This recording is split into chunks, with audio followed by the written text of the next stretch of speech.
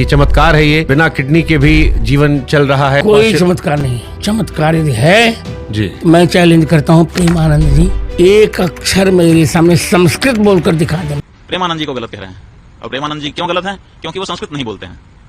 तुलसीदास जी, जिनकी पीठ पर आप स्वयं बैठे हुए हो, उन्होंने भी तो अवधी भाषा में रामचरितमानस लिख दिया। संस्कृत में क्यों नहीं लिखा उन्होंने? क्या संस्कृत बोलना ही विद्वता होती है? क्या गोस्वामी तुलसीदास जी विद्वान नहीं थे कि वो अवधी भाषा में महाकाव्य की रचना कर रहे थे, अवधी भाषा में राम जी के गुणगान कर रहे थे?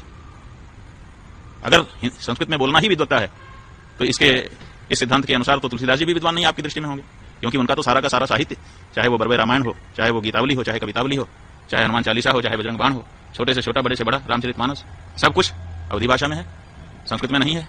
तो क्या तुलसीदास जी विद्वान नहीं थे? तो ये जो परिभाषा आप लेकर के आए और हमने ये पूछा है कि आप ये बताइए, प्रेमानंद जी महाराज दिन भर राधे राधे श्याम श्याम कह रहे हैं, तो राधे राधे श्याम श्याम ये जो शब्द हैं ये संस्कृत भाषा के हैं कि नहीं, और संबोधन विभक्ति में हैं कि नहीं?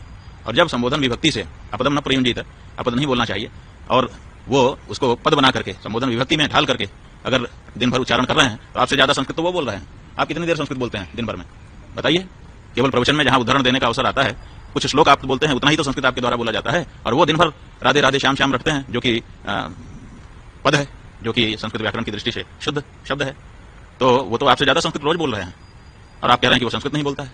माने संबोधन विभक्ति में जब भगवान का नाम बोला जाता है तो क्या वो संस्कृत नहीं होता है?